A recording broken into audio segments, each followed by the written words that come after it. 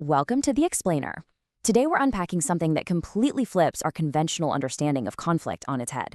We're diving into Robert Greene's The 33 Strategies of War, and we're specifically zeroing in on Part 3, Defensive Warfare.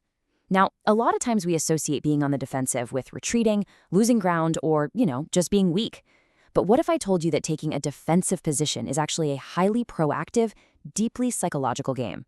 It's an incredibly powerful position to hold if you know how to leverage it. So we're going to distill 4 brilliant defensive strategies from the source material that will absolutely change how you handle conflict, both professionally and personally. So let's just address the elephant in the room right away. Is being on the defensive a weakness? We're so conditioned to admire the aggressor, right? The one taking bold, sweeping action. But the source text reveals a really fascinating historical truth. Defenders are actually more often victorious than attackers. And why is that? Well, it's because human beings inherently dislike aggressors. We just don't like bullies.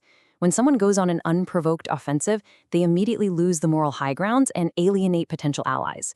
People naturally sympathize with the victim of an attack, even when that quote-unquote victim actually laid the bait and provoked the whole thing in the first place. To really master this psychological high ground, we're going to walk through a structured defensive playbook today. We'll start with picking your battles, then turning the tables, creating a threatening presence, and finally, trading space for time. Let's get right into it. Strategy 8. Pick your battles. Your energy, your time, and your mental bandwidth are strictly limited resources. You literally cannot fight every single battle that presents itself, and this brilliantly illustrates a famous point from Winston Churchill. You will never reach your destination if you stop and throw stones at every dog that barks. The real trick here is discerning which dogs are just making noise and which ones actually bite. You'd be surprised how few adversaries actually follow through with a bite, and honestly, even fewer ever get the opportunity. You've got to actively control your ego and learn to just ignore the insignificant rest. Don't let your pride drag you into a fight just to prove a point. Because there is a massive distinction between a smart battle and a Pyrrhic victory. You should never start a conflict when the odds are heavily against you. But even more importantly, you need to recognize the battles you can win, but at way too high a cost. A Pyrrhic victory, a win that depletes all your resources and basically leaves you ruined, is essentially a defeat. Make your battles actually worth your time and resources. Just don't waste your limited energy when you don't have to. Strategy 9. Turn the tables. This strategy is all about patience. Once you've decided a battle is worth your energy, the natural instinct is to strike back immediately. But the master defender waits. Look at this wild historical anecdote from the 1944 Democratic presidential race. The Republican Party aggressively slandered Franklin D. Roosevelt. Now, most politicians would instantly jump to the defensive and start arguing back. Not FDR. He waited. He bided his time. By totally ignoring them, he drove his opponents to such immense frustration that they made a desperate, ridiculous move. They attacked his dog, Fala. Once they crossed that absurd line, FDR finally responded.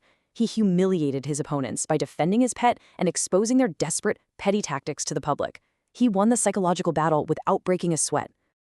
By refusing to be easily irritated, FDR let his opponents make the first move. When you wait and bide your time, you get the luxury of really analyzing your rival's strategy. By letting the aggressor act first, they're inevitably going to overreach, get desperate, and expose their own weaknesses. And when they do, you can easily turn the situation in your favor. Plus, everyone watching will cheer for you because, as we established earlier, nobody likes a bully. Okay, let's dive into this next one. Strategy 10. Create a threatening presence. This is basically the dark art of psychological intimidation. The absolute best defense is often a reputation that makes people terrified to attack you in the first place. During the American Civil War in 1862, General Stonewall Jackson completely intimidated his opponent, George McClellan. And he didn't just do it through troop movements. He put on a dominant psychological act. Jackson made sure to point out all of McClellan's flaws, creating this aura of supreme confidence and building a reputation as an absolute force of nature, a real force to be reckoned with. So, how exactly do you build that kind of terrifying reputation? Well, the source breaks it down into these specific components: unpredictability, a touch of madness, sudden and bold aggression.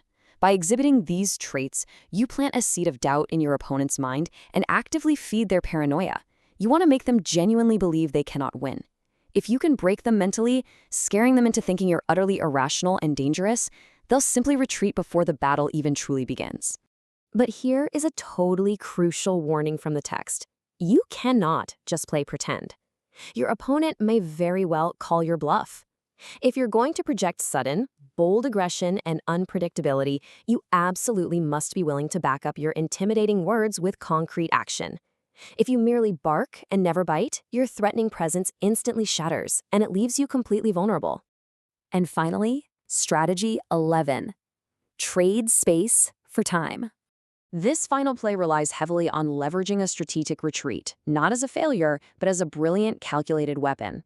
Look at the beginning of the Chinese Civil War. Mao Zedong's communists were initially in a really weak position. If the Nationalist Party had fought them head-on right at that moment, the communists would have lost decisively. So what did Mao do? He retreated. He gave up physical space to buy precious time. And with that bought time, he united the peasantry, gathered massive support, and ultimately defeated the Nationalists in 1949 with a clear advantage. So, the crucial point here is summarized perfectly by this quote from Napoleon Bonaparte: "Space we can recover, time never." This is the essence of the surrender tactic. Sometimes granting your opponent a small win, letting them take up some space or feel like they've pushed you back, is a brilliant trade. You use the time you've bought to grow your own leverage, regroup, and weaken the enemy way before the real battle happens. This dynamic maps directly back to classic Sun Tzu. It's wonderfully simple, but deeply effective. When the enemy gives chase, you retreat. You do not engage on their terms. When the enemy retreats or tires out, that is when you pursue. You're constantly frustrating them by fighting only on your terms. It's all about securing the advantage that determines the final result, regardless of how much ground you might temporarily give up. When we pull all of this together, synthesizing these 4 strategies of defensive warfare, we get a highly actionable playbook. Conserve your energy by ignoring the barking dogs. Master your ego by letting the aggressor make the first frantic move and expose themselves. Project a presence that makes them doubt themselves. And above all, use time as your weapon, retreating when necessary to secure a later advantage. Which leaves us with this final, vital question to ask yourself the next time you face a professional challenge, a difficult negotiation, or a personal conflict. When conflict arises, will you let your ego take over and blindly attack? Or will you embrace the defensive playbook, master your environment, and simply let your opponent defeat themselves? Think about that. Apply these strategies and take control of the conflicts in your life. Thanks for joining me on this explainer, and we'll see you next time.